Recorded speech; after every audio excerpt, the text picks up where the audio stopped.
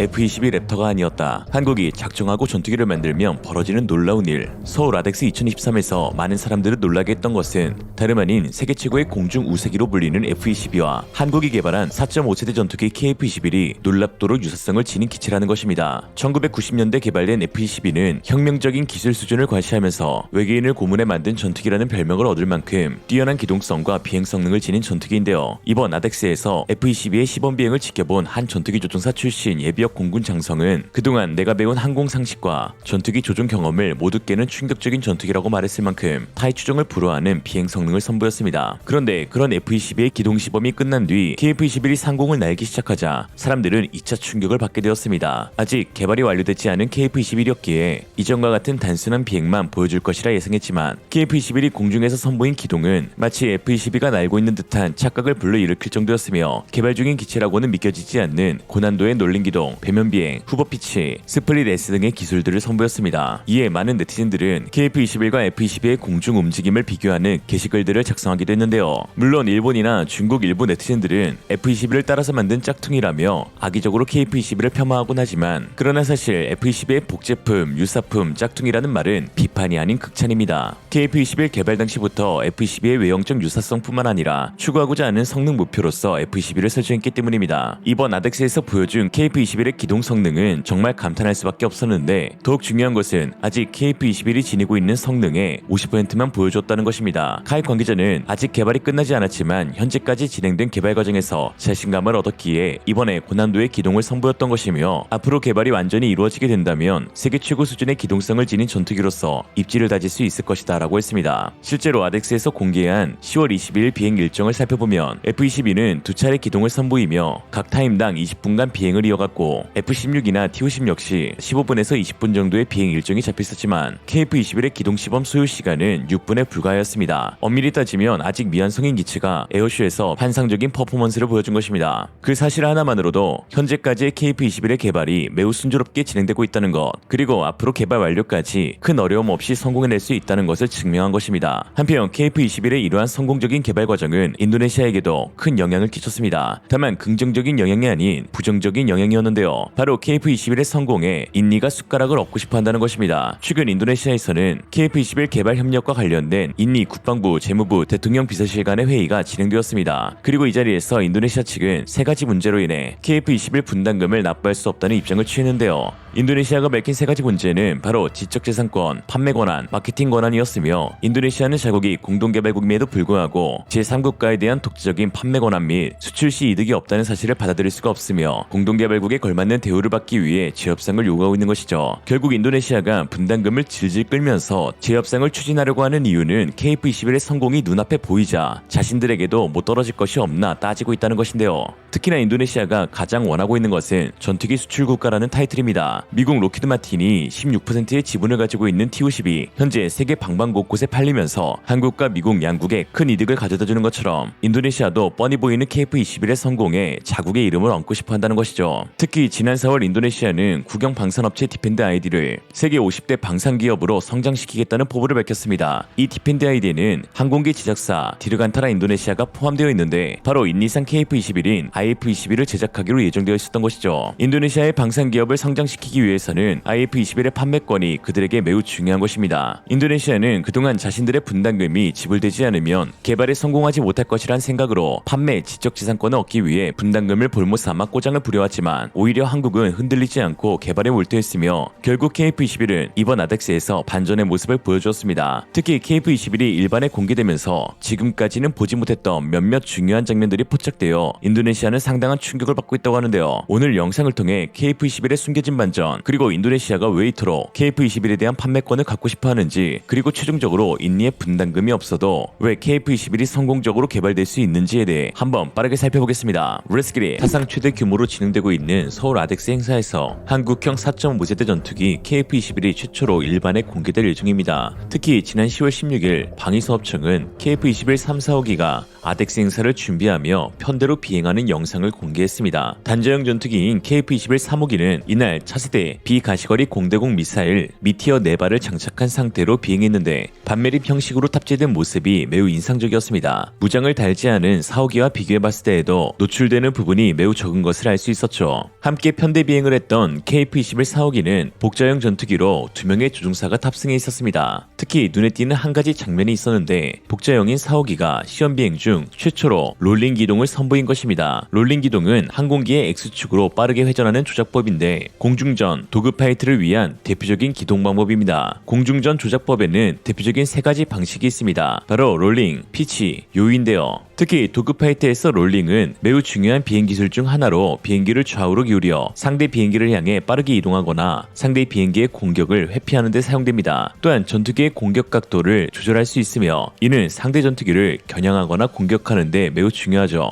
방위사업청이 공개한 KF-21의 영상의 포인트는 차세대 공대공 미사일과 롤링 기둥이었고 이는 KF-21의 제공권 장악 능력을 엿볼 수 있는 기회였습니다. 사실 많은 사람들은 우리 공군이 운용하고 있는 F-35와 KF-21을 비교하면서 이 둘을 함께 묶어 다목적 전투기로 지칭하곤 합니다. 그러나 사실 KF-21과 F-35는 그 임무 수행과 역할에 있어 중요한 차이점이 존재하는데요. KF-21은 보다 더 공대공 임무에 최적화된 제공권 장악 전투기라는 것입니다. 지난 3월 유라시아 타임스는 전문가들은 말한다. 한국형 전투기는 공대공 임무에 최적화됐다라는 제목의 기사를 보도했습니다. 그러면서 항공 전문가 아브라함 에이트의 발언을 인용했는데요. 그는 더 디플로맷과의 인터뷰에서 한국은 왜 KF-21과 F-35를 합동 운용하는 것일까? 이는 지상표적 공격에 최적화된 F-35를 활용하면서 공대공 임무에 최적화된 KF-21로 제공권을 장악하기 위함이다 라고 했습니다. 즉 군사 전문가들은 F-35가 지니고 있는 우수한 스텔스 능력으로 적의 방공 레이더 및 방공 미사일 시스템을 무력화시킨 뒤 우수한 기동성과 막강한 공대공 미사일을 보유한 KF-21이 추후 도달하는 적의 방공 전투기들을 대항하는 조합으로 운용될 것이라는 것입니다. 이로써 F-35의 스텔스 능력을 100% 끌어올릴 수 있는 기체가 바로 KF-21인 것이죠. 제공권 장악을 위한 전투기는 적대적인 공중 상황에서 제공을 지배하고 공중 공간에서 우위를 점하는 데 중점을 둔 전투기입니다. 다른 무엇보다 높은 기동성과 뛰어난 공중전 능력이 필요한데요. 이를 충족시키기 위해서는 다음 2가지, 즉 우수한 인면 하중과 추력대 중량비를 지니고 있어야 합니다. 해외 군사 매체가 입수한 정보에 따르면 KF-21은 현재 존재하는 모든 전투기 가운데 최상급의 기동성을 가지고 있다는 것을 알 수 있었습니다. 추력 중량비란 전투기의 무게를 엔진의 추력으로 나눈 수치로 전투기의 가속 성능에 영향을 미칩니다. 인면 하중은 코너 속도와 더불어 전투기의 선의 능력을 간단히 나타내주는 수치로 단위 날개 면적에 얼마만큼의 무게가 걸리는가를 나타낸 것입니다. 전투기의 기동성 측면에서 볼 때 추력 중량비는 높을수록 ing면 하중은 낮을수록 좋습니다. 일례로 F-35의 경우 높은 ing면 하중과 낮은 추력대 중량비를 지니고 있어 현존하는 전투기들 가운데 최하급의 기동성을 가지고 있는데요. 이러한 문제는 미국 공군 내에서도 화제가 되기도 했습니다. F-35는 단발 엔진 하나만을 장착하면서 라뚱이라는 별명답게 기체 자체의 무게가 상당하다는 단점을 지니고 있습니다. 단적인 예로 2008년 미국 싱크탱크인 랜드 연구소에서 실시한 컴퓨터 시뮬레이션에서 이 F-35에 대해 이 전투기는 속도, 선회, 상승 중에 잘하는 게 하나도 없다 라고 혹평하기도 했죠. 개량을 거쳐 나아진 면도 분명히 있지만 그럼에도 냉정히 봤을 때 F-35의 기동력은 이전 세대의 전투기들에 비해 가속력, 선회력, 에너지 획득력, 회복력 등은 부족한 것이 사실입니다. 사실 F-35는 개발 당시부터 스텔스를 위해 전통적인 기동성을 어느 정도 타협한 기체입니다. 스텔스의 이점을 제대로 발휘하기 힘든 근접전, 공중전, 도그파이트 자체를 최대한 배제하고 그 이전에 적 편대군을 압도적인 VA로 성능과 센서 융합을 통해 최대한 사살하는 것을 목표로 삼았으니까요. 이는 F-35뿐만 아니라 풍부한 자산을 활용할 수 있는 천주국 미국에 있어 위성, 조기 경보기, 전자전기, 다른 전투기, 무인기 등 타국보다 앞선 능력을 활용하여 위치 선점의 이득을 취하고 다른 공중전은 F-22와 F-15, F-18EF 등에게 맡기며 F-35는 F-35에 최적화된 지상과 해상의 고가치 표적에 대해 정밀 타격을 실시하도록 만들어진 전투기입니다. 애초에 목적 자체가 제공권을 위한 전투기가 아니었던 것이죠. 반면 KF-21은 같은 F-414 엔진을 사용하는 FA-18EF보다 작고 가벼우며 동급 추력의 F-35보다 ing면 하중이 낮다는 이점을 가지고 있습니다. 이 덕분에 추력대 중량비와 ing면 하중에서 F-22와 매우 유사한 모습을 보이고 있는데요. KF-21이 베이비 랩터로 불리는 이유는 단순히 기체 형상이나 스텔스기 면모를 갖췄기 때문만은 아니며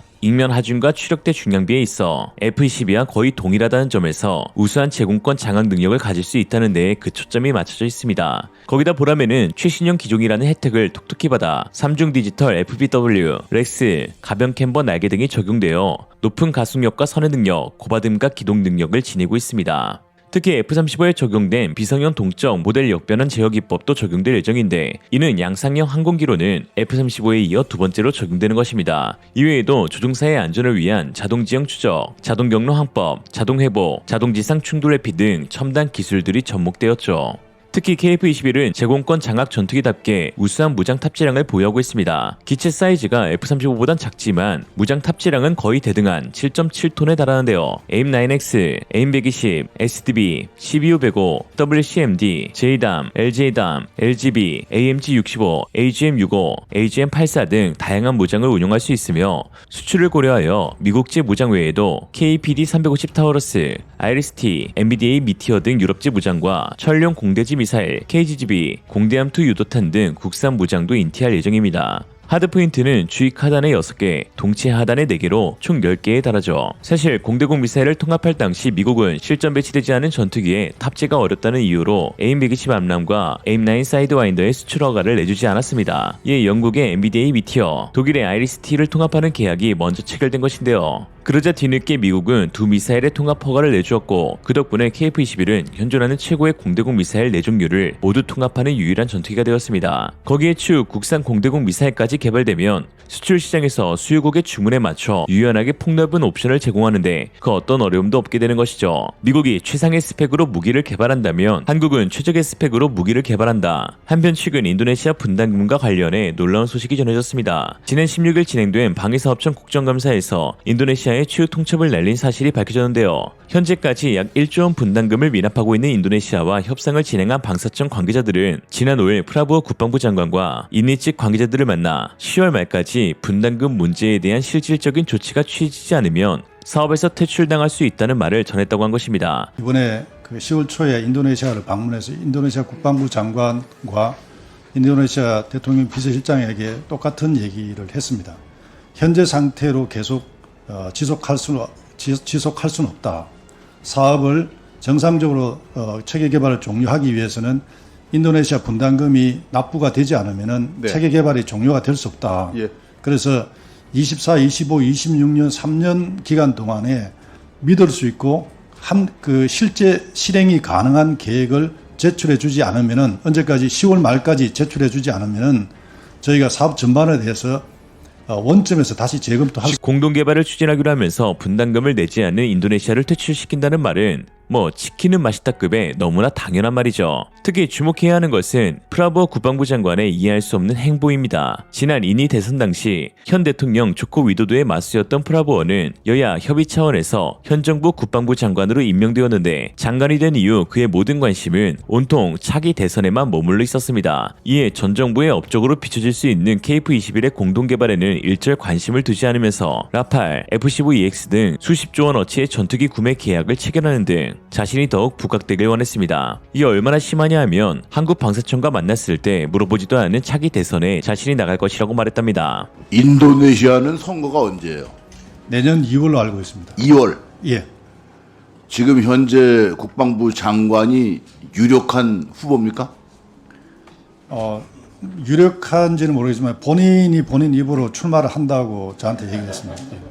플랜 B를 갈 수밖에 없어요. 우리가 언제까지 인도네시아에 끌려다닙니까?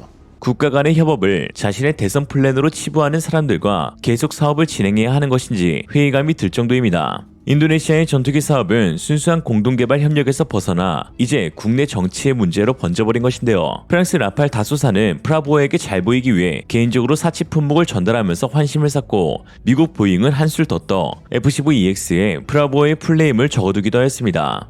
아무리 봐도 비상식적으로 프라부어가 무기 거래 로비를 통해 대선 자금을 유용할 수도 있는 가능성도 제기되고 있죠. 지긋지긋한 인도네시아와의 공동개발 최종 기한은 이제 D-15일로 앞당겨졌습니다. 그러나 방사청이 추후 통첩을 날렸음에도 또다시 인니에 끌려가는 모습을 보인다면 그때는 방사청 관계자에 대한 비판의 목소리가 거세질 수밖에 없을 것으로 보입니다. 이 말이 떠오르네요.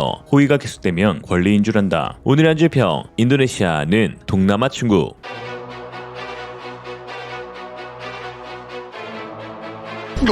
한국 상공을 지켜줄 우리의 보라매가 지난 17일 서울 항공우주 전시회 아덱스 2023에서 처음으로 대중들 앞에 선보였습니다. 특히 실제 기동 장면도 연출하면서 현장에 모인 관중들과 해외 관계자들의 감탄을 자아냈는데요. 5분 동안 진행된 기동 비행에서 수평, 급선의 기동, 롤링, 배면 비행 등을 선보였고, 이를 통해 국산 전투기의 높은 기동성과 우수성을 국내외 사람들에게 보여주었습니다. 실제로 현장에 방문한 관중들이 찍은 영상을 통해 KF-11은 재원상이 아닌 실제로 우수한 추력대 중량 비와 ing면 하중 비중을 지닌 기동성에 특화된 기체라는 것을 알 수 있었는데요. 특히 X축으로 회전하는 롤링 기동을 무려 4번이나 연속으로 선보이면서 4.5세대 플러스다운 면모를 확인했습니다. 5세대 스텔스를 지향하는 기체이면서 동시에 4.5세대급의 우수한 기동성을 지닌 세계 유일한 KF-21이라는 것을 이번 아덱스 기동 시범을 통해 다시 한번 증명된 것이죠. 특히 이번 기동 시범에서 놀라운 장면도 포착되었습니다. 그동안 KF-21 노즈 부분에 장착되어 있던 피토 튜브가 제거된 것인데요. KF-21 시제기에서 보였던 바늘과 같이 뾰족한 부분이 바로 피토 튜브입니다. 피토 튜브는 유체 역학 실험 및 기술에서 사용되는 장비로 기체의 속도와 압력을 측정하는 데 사용되는데, 프랑스 엔지니어 피토가 개발하여 피토 튜브라고 불립니다. 시제기가 아닌 일반적인 양상형 전투기는 피토 튜브가 레이더돔 옆에 아주 작게 설치되어 있지만, 그동안 KF-21은 개발 단계였기 때문에 전방 노즈 부분에 매우 크게 장착되어 있었습니다. 항공기의 구조가 피토 튜브에 영향을 줄 수 있기 때문에 이를 최소화하기 위해 피토 튜브를 크게 장착하고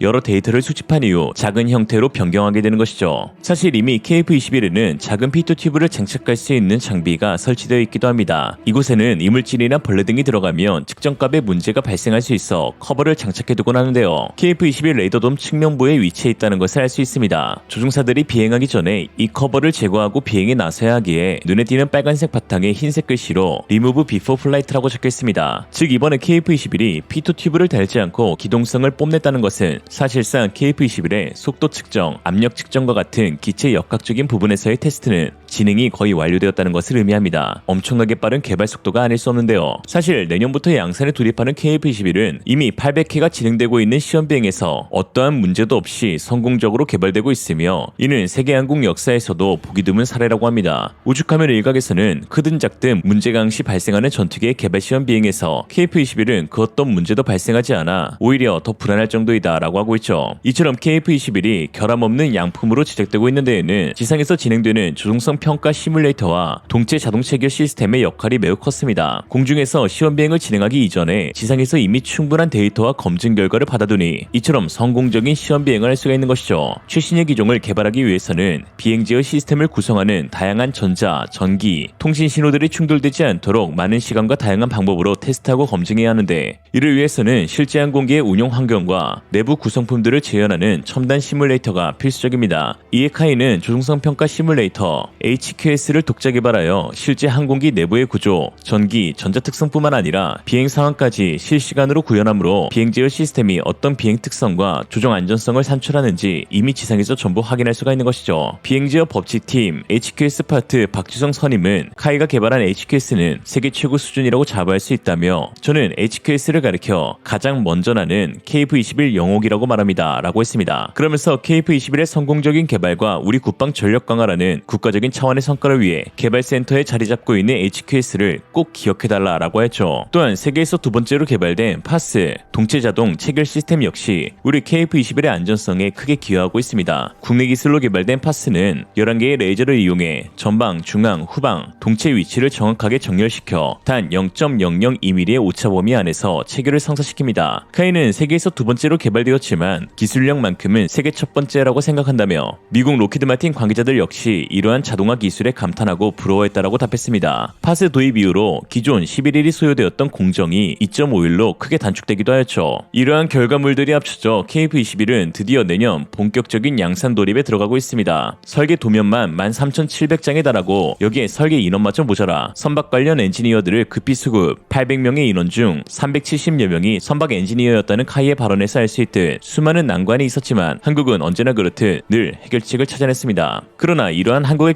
KF-21 성공적인 개발 소식에 공동개발국이라는 인도네시아는 축하는커녕 당황하고 있습니다. 그동안 인도네시아가 분담금을 지불하지 않으면 KF-21의 성공을 보장하지 못할 것이라며 협상에서의 우위를 가지려 했던 인도네시아이지만 오히려 현재 상황은 인도네시아의 기여도가 전혀 없는 상태에서 KF-21이 순조롭게 개발되고 있는데요. 특히 최근 한국방위사업청장은 KF-21에 대한 인도네시아의 분담금이 10월 말까지 해결되지 않으면 인도네시아의 협력을 종료하겠다고 언급하자 이에 인도네시아는 오히려 손해는 한국이라며 큰 소리를 치고 있기도 합니다. 인도네시아 밀리터리 페이지는 어쨌든 취소해도 괜찮습니다. 공동개발보다 타종 기기를 구입할 때 더 많은 비용을 지출해야 합니다. 중요한 건 유닛 구매 시 오프셋, TOT를 받을 수 있도록 많이 구매하는 거겠죠 라고 했습니다. 즉 프랑스 다수의 라팔 48대를 구매하기로 했으니 이 계약을 통해 기술 이전을 받으면 인도네시아는 문제가 없다는 반응인데요. 또 다른 네티즌은 솔직히 저는 KF-X에 대한 약간 알레르기가 있고 가능하다면 앞으로는 한국과의 모든 전략적 협력을 재검토해야 한다고 생각합니다. 뭐 뉴스도 봤고 정부의 고의적인 미지불도 보았으나 실제로 우리가 추방된다면 그것은 우리에게 매우 당혹스러운 일은 분명하거든요 라거나 그냥 기술 이전을 할 수 있는 프랑스인을 이용하는 게 낫습니다 라고 했습니다. 사실 인도네시아가 큰 착각을 하고 있는 것이 있는데 선진국 반열의 항공 기술력을 보유한 한국도 KF-21 소유가 결정된 이후 19년이라는 긴 세월을 거쳐서 개발할 수 있었던 것이고 그 전에는 초음속 훈련기인 TO-10이라는 밑거름이 있었기에 성공할 수 있었던 것인데 현재 인도네시아는 무슨 레고 조립하는 것 마냥 프랑스 설계도만 있으면 바로 4.5세대 전투기를 개발할 수 있을 것이란 착각을 하고 있습니다. 이미 인도네시아는 타국과 공동으로 개발한 수송기마저도 제대로 만들지 못하고 있는 상황인데요. 스페인과 공동으로 개발한 CN-235 수송기가 잦은 동체 균열로 문제를 일으켜왔습니다. 특히 한국은 KT-1 절충 교역안으로 8대의 CN-235를 도입했는데 인도네시아가 만든 수송기는 명색이 개량형인 220M임에도 스페인제 100M보다 성능이 떨어졌고 이에 미국 연방항공국 등 공인된 항공기 평가기관에 형식 증명을 받지도 못했습니다. 당시 관련 뉴스와 김종하 저서 무기 획득 의사 결정을 보면 한국 측에서 동체 균열에 대한 해결법을 찾아내자 개발국인 인도네시아 측에서 오히려 배워갔다고 합니다. 수송기조차 제대로 개발하지 못해 온갖 결함이 발생하는 인도네시아가 바로 다수의 기술 지원을 받아 4.5세대 기체를 개발한다. 이는 지나가는 개도 웃지 못할 일입니다. 그럼에도 불구하고 인도네시아 언론들은 아직도 정신을 못 차리며 한국은 결코 인도네시아를 버리지 못할 것이라는 헛된 희망을 내비치고 있는데요. 인도네시아 매체 존나 자카르타는 지난 19일 한국은 KF-21 보람에 돈을 지불하라고 허세를 부리지만 정작 인도네시아가 상황을 뒤집을 것을 우려하고 있다라는 기사를 보도했습니다. 매체는 인도네시아가 KF-21 보람의 사업 비용을 늦게 지불했음에도 불구하고 한국은 사실상 인도네시아를 대체할 수요국을 찾지 못했다. 발등에 불이 떨어진 한국은 인도네시아를 배제하게 된다면 이는 자국에 엄청난 손해를 끼치는 것이다 라고 했습니다. 그러나 인도네시아의 이러한 헛된 희망과 달리 아직 개발이 완료되지 않은 KF-21임에도 이미 많은 국가들의 지대한 관심을 받고 있는데요. 현재 폴란드, UAE, 필리핀, 말레이시아, 이라크, 체코 등 수많은 국가들이 KF-21의 공동개발 참여 또는 완제품 도입에 관심을 내비치고 있는데 한 가지 확실한 것은 2020년대에 중형급 세미 스텔스 기종을 개발 완료하는 기종은 KF-21밖에 없다는 것입니다. 특히 우크라이나와 이스라엘에서 발발한 전쟁으로 판매 전망에 대한 정세 변화도 감지되고 있습니다. 미국은 현재 5세대 전투기인 F-35 조립에 생산 라인 배정이 집중된 탓에 F-16과 같은 구형 기종의 생산이 뒤로 밀려 있으며 유로파이터를 만드는 영국이나 독일, 이탈리아는 오랜 군축 이후 부랴부랴 예산 편성으로 생산을 늘릴 만큼 자국 수요를 맞추기에도 급급한 상황입니다.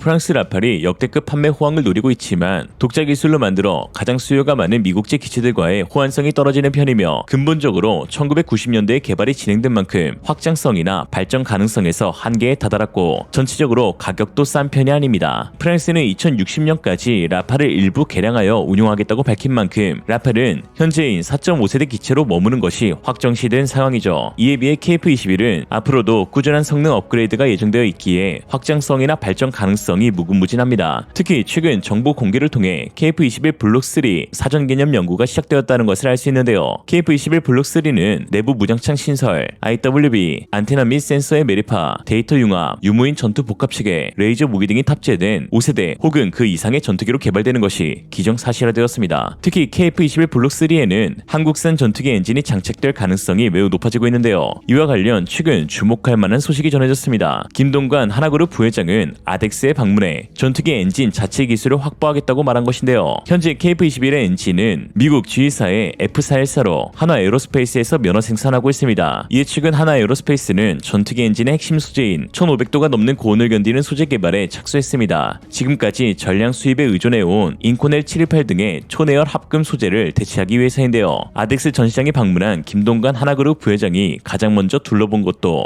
한화에서 생산한 전투기 엔진이었을 만큼 우리 손으로 전투기를 개발하겠다는 한화의 의지가 확고하다는 것을 알 수 있습니다. 사실 인도네시아가 KF-21의 미납금을 지불하지 않고 있는 이유는 예산 문제가 아닌 정치적 대립 문제 때문인데요. 인도네시아는 종교, 부족과 민족, 소득 등의 지역별 차이가 매우 크고 이로 인해 정치권에서도 각 당의 대립과 정부 기조에 반하는 독자적인 행보를 쉽게 볼 수가 있습니다. 그 예로 바로 KF-21과 관련된 프라보어 국방부 장관과 조코 위도도 대통령의 갈등이죠. 조코 위도도 대통령은 최근 프라보어 국방부 장관을 저격해 국방비를 아무런 계획 없이 과도하게 지출해서는 안 되고 효율적인 방식으로 운용되어야 한다라고 지적했습니다. 인도네시아의 가장 큰 문제는 국내 정치권에서의 대립을 가지고 한국산 무기인 TU-10, DSM이 1500 잠수함 등에도 접목시킨다는 것입니다. 인도네시아 TU-10 추락 사건과 잠수함 침몰 사건에서도 자신들의 서툰 유지보수 관리 능력이 문제였지만 괜히 한국을 걸고 넘어지고 있는데 이는 도입 및 창정비 당시 이를 주도했던 인니의 당과 정부를 비판하기 위해서입니다. 인도네시아는 아무래도 한국을 동네 북쯤으로 생각하고 있는 듯한데 이런 나라에 우리의 KF-21을 팔기도 아까우며 판다 하더라도 추후 어떤 꼬장을 부릴지 벌써부터 머리가 아플 지경입니다. 그러니 퇴출당하는 게 낫다던 인니 그 소원대로 해주자.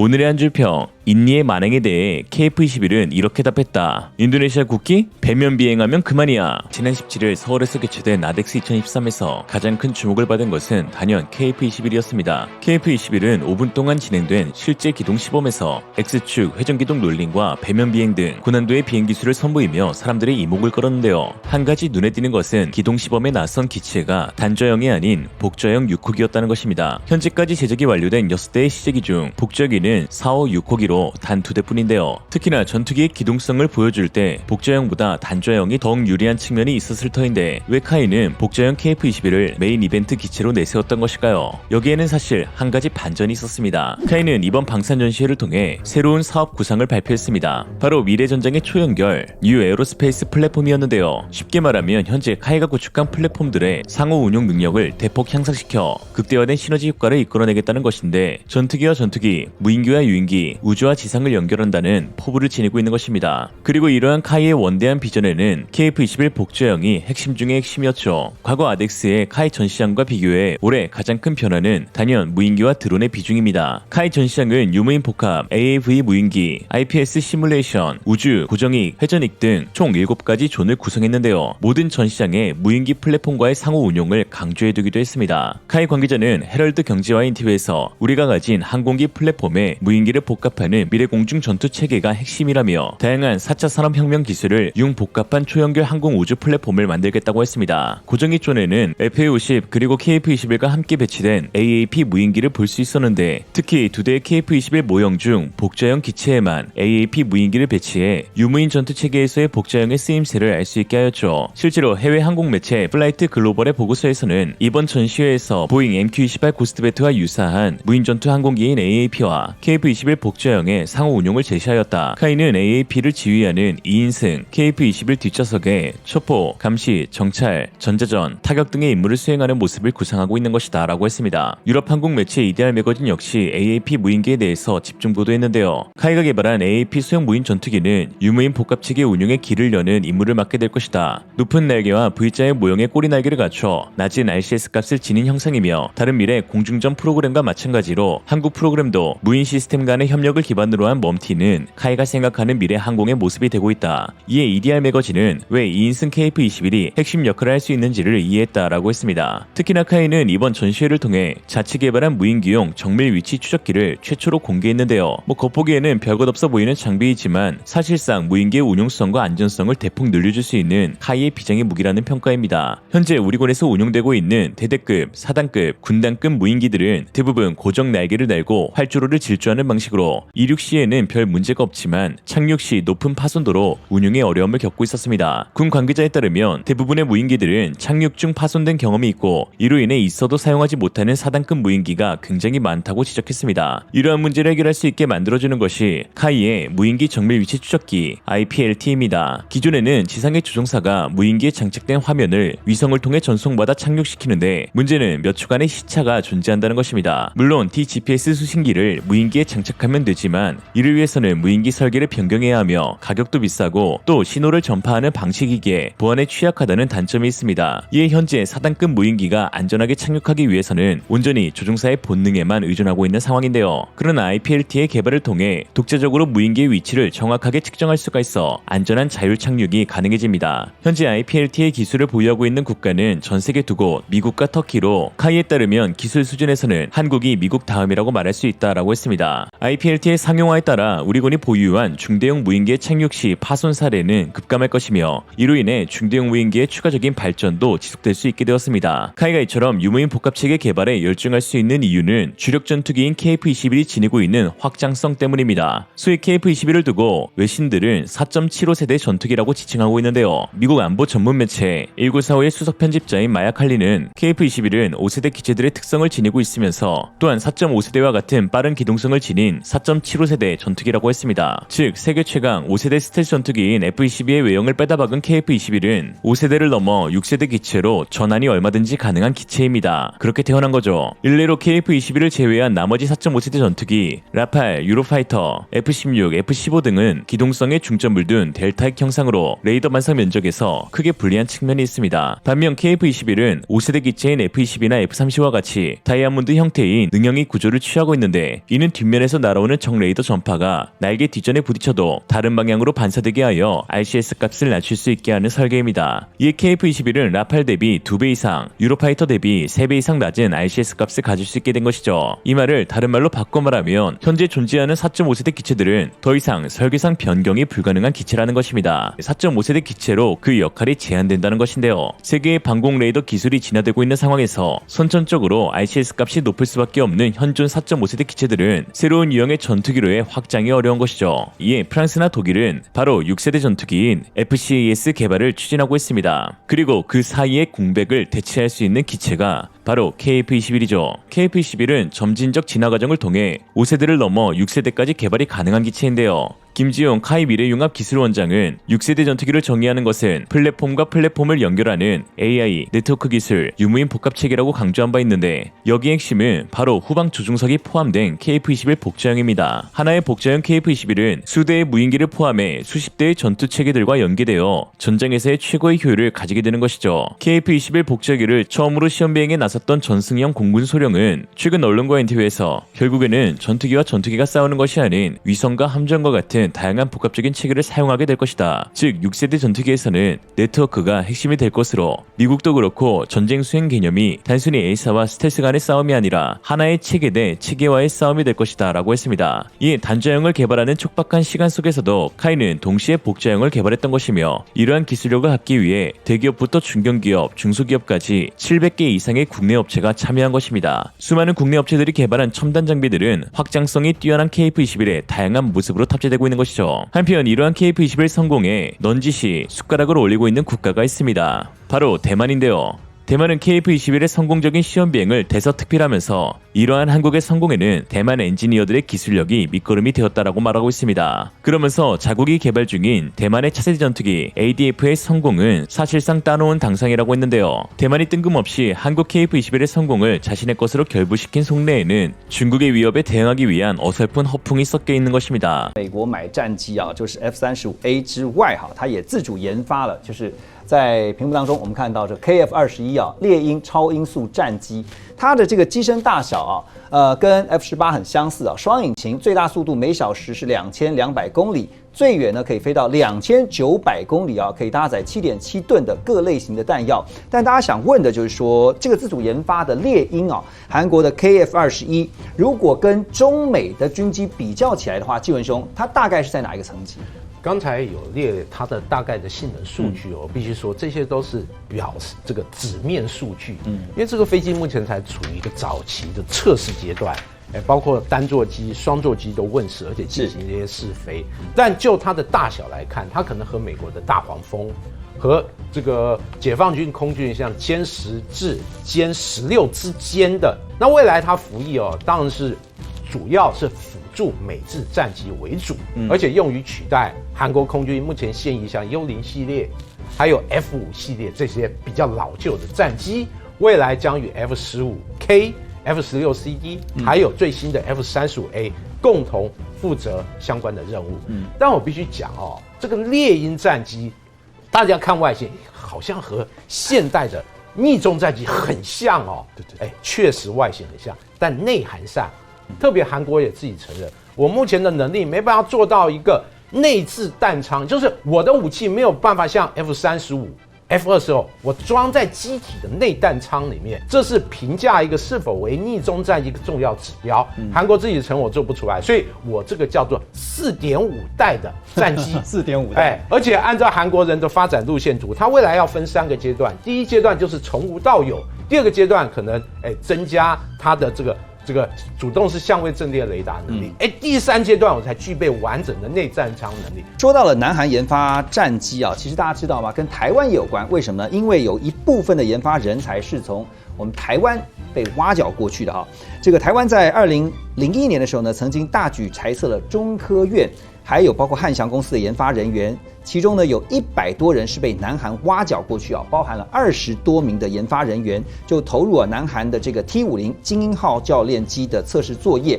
那么南韩呢也曾经邀请过汉翔工业的工程人员协助他们像风洞测试还有包括担任顾问当然韩国跟台湾我们各自的发展，像我们有发展这个 IDF 研发人才政策上面到底是出了什么问题，使得我们这些人才流失？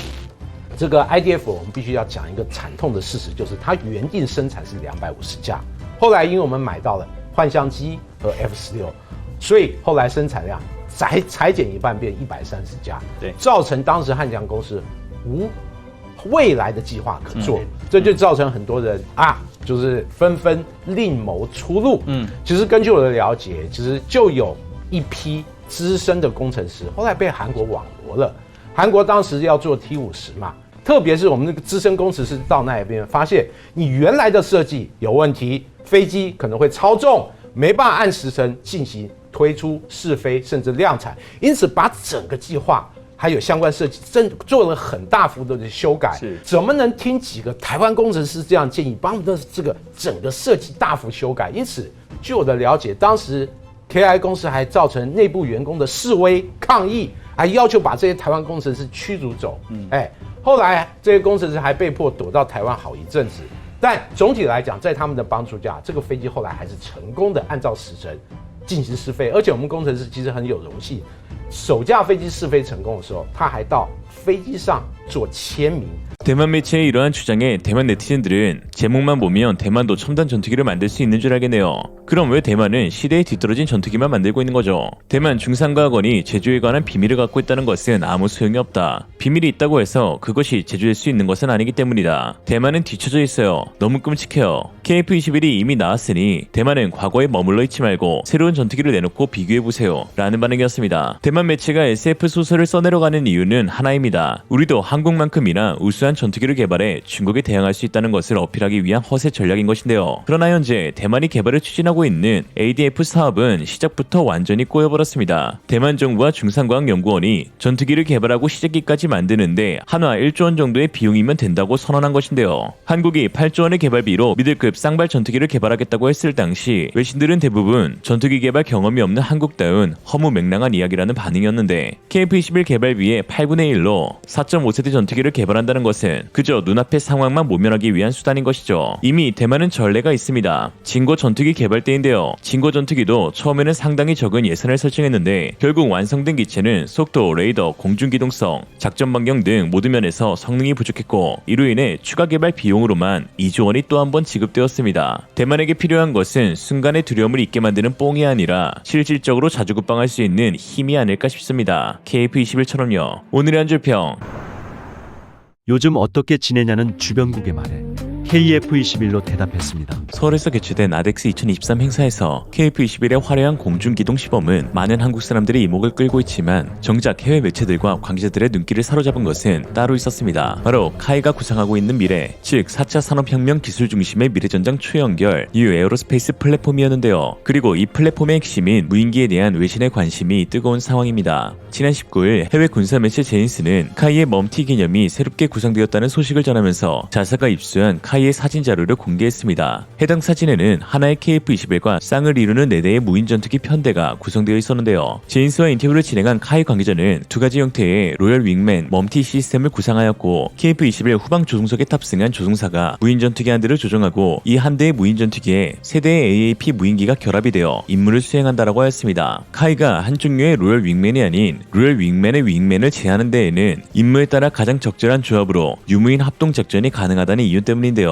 현재 연구 중인 무인 편대기는 한 발의 중거리 공대공 미사일 혹은 두 발의 소형 유도 폭탄을 탑재하는 성능인데 이 수준의 단독 작전 수행 능력으로는 지상 표적이든 적 항공기 등 임무 1회 이상의 교전이 어렵습니다. 그러나 소모성 무인 편대기와 고성능 무인 편대기의 조합은 동일한 작전에서의 다수의 교전이 가능한데 예를 들어 초소형 무인 편대기로 매우 위험한 자폭 임무나 초근접 정찰 작전을 수행하며 많은 무장을 탑재한 무인 전투기가 적 대공방어 체계에 대한 정밀 타격을 실시하고 KF-21은 안정적으로 제공권 장악 임무를 수행하는 등 상황에 맞춰 조합을 바꿔가며 대응할 수 있어 더 경제적으로 활용이 가능합니다. 특히 주목해야 되는 부분은 무인 전투기의 무장이 외부에 탑재되는 것이 아닌 동체 하부에 내부 무장창 설계를 통해 탑재된다는 사실이 이번에 처음 공개된 것입니다. 이러한 한국형 무인 전투기의 모습은 흡사 미 공군이 개발 중인 차세대 무인 전투기 XQ-58 발키리와 매우 유사한 모습이었습니다. XQ-58은 미 공군과 미국의 방위 산업체인 크라토스 디펜스사가 개발 중인 스텔스 무인 공격기로 기존 무인 공격기였던 MQ-1 프레데터나 MQ-9 리퍼보다 더 위협적인 환경에서 작전할 수 있도록 실질적 스텔스 성능을 극대화한 전투기입니다. 또한 동체 화면에 설치된 두 개의 내부 무장창에 4개씩의 하드포인트를 장착, 총 8개 무장 탑재가 가능하고 각 하드포인트는 550파운드까지 버틸 수 있는데요. 주 운용 무장은 제이담과 SDB와 같은 항공폭탄으로 적의 대공 감시를 뚫고 강력한 화력의 유도폭탄을 투하할 수 있습니다. 지난 2021년 4월 5일에는 내부 무장창에서 소형 드론을 발사하는 시험을 실시하였죠. 미국 역시 SQ-58을 F-22나 F-35 같은 유인기와의 멈티를 통해 스트라이크 패키지를 구성할 계획을 갖고 있습니다. 만약 최신의 유인기 전력 외에도 추후 미군이 무인 전력들에 대한 첨단화에 들어간다면 XQ-58 외에도 초음속 무인 전투기가 점점 유인기 전력 임무 상당수를 대체하는 것도 가능하다고 볼 수 있는데 XQ-58은 아직 시험 단계이지만 제대로 완성된다면 다목적 암속 무인 전투기로 사용될 가능성이 상당히 높습니다. 카이 역시 2025년까지 다목적 소형 무인기 플랫폼 개발을 완료하고 2028년부터는 FA-50 전투기와 다목적 소형 무인기와의 합동작전 기술을 실증한 다음 2035년까지는 다목적 소형 무인기와 무인 전투기를 모두 완성한다는 계획을 갖고 있는데요. 즉 KF-21의 6세대 개발 시점과 맞물리는 것이죠. 사실 카이가 구상하고 있는 유무인 복합체계 멈티의 개념 자체는 단순합니다. 발당 1억 원에 불과한 맨페즈 그리고 각종 대공 미사일의 기술 개발로 강도 높은 공중 위협이 발생하자 무인기와 유인기를 마치 하나의 항공기처럼 유기적으로 작전하여 보다 높은 기회 창출과 가격 대비 높은 효율로 대응하겠다는 것입니다. 이 때문에 국가의 유인 전투기와 함께 작전할 무인기는 완벽한 성능 대신 가격대 성능비를 생각한 기체와 단순한 임무를 수행하는 로열 윙맨 혹은 무인 편대기라는 이름으로 미국과 중국, 한국에서 개발이 진행 중인데 특히 카이의 새로운 제안은 로열 윙맨을 다시 세분화하여 매우 작고 훨씬 가격이 저렴한 다목적 소형 무인기와 FA-50의 합동작전 그리고 전투기급 무장 탑재가 가능한 무인 전투기와 KF-21 보라매와 합동작전을 구상하고 있는 것입니다. 다목적 소형 무인기는 전장 3m, 폭 3m에 150kg 정도의 중량을 가진 소형 제트 무인기로 쌍발 터보 엔진을 장착하여 보라매 전투기와 같이 편대 비행이 가능한 수준의 기동성을 갖추어 90분 이상 작전이 가능합니다. 무장 능력은 갖추고 있지 않지만 레이더나 항전 전자장비를 탑재하고 있어 미끼, 전자전 및 정보, 감시, 정찰 등의 임무를 수행할 수 있습니다. 특히 무장 능력을 갖춘 무인 전투기에는 국내에서 개발될 무려 18,000파운드급 단발 터보팬 엔진이 장착될 가능성이 매우 높은데요. 최근 하나 에어로스페이스는 엔진 국산화를 추진하며 전투기 엔진용 인코넬 718 초내열 합금 개발, 무인기 엔진 소재 장수명화, 무인 전투기 엔진용 내열 합금 개발을 통해 항공 엔진의 국산화에 도전한다고 선포했습니다. 특히 아덱스에서 제시된 한국 공중 자산들의 미래 비전은 타국과 군 관계자들에게 매우 큰 관심을 끌고 있습니다. 공중 무기 체계의 특성상 막대한 예산이 투여되기에 무엇보다 중요한 것은 바로 지속 가능성일 텐데요.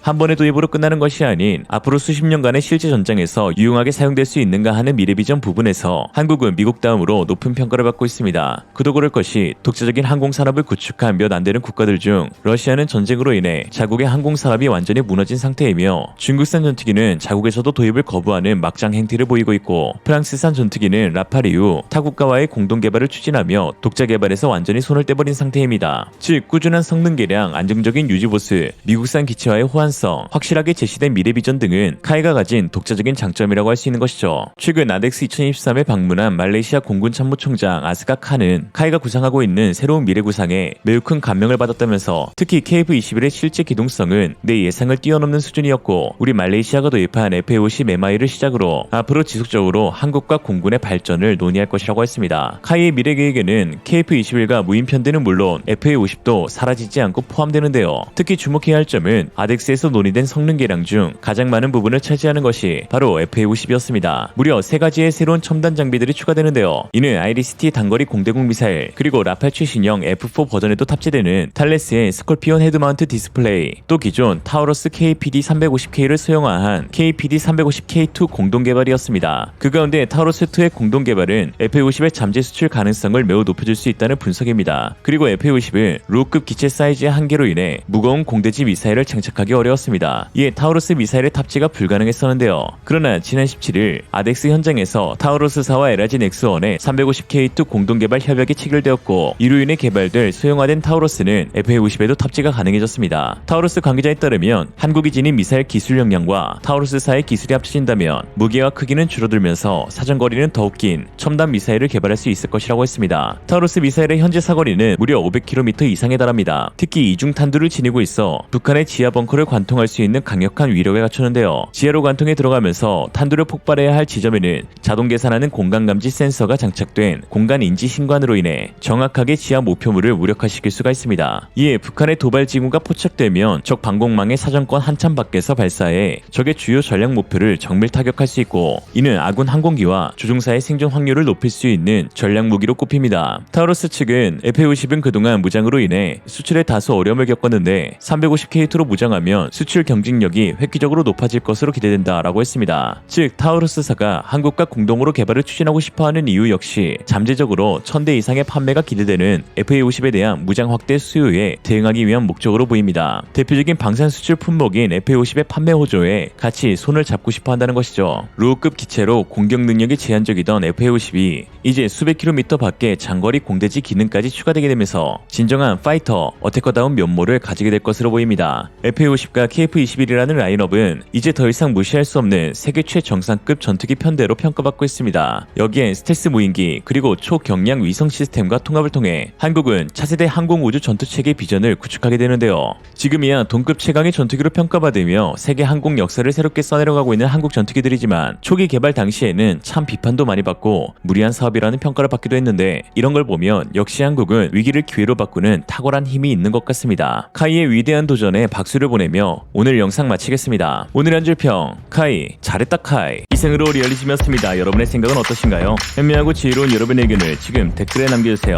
감사합니다.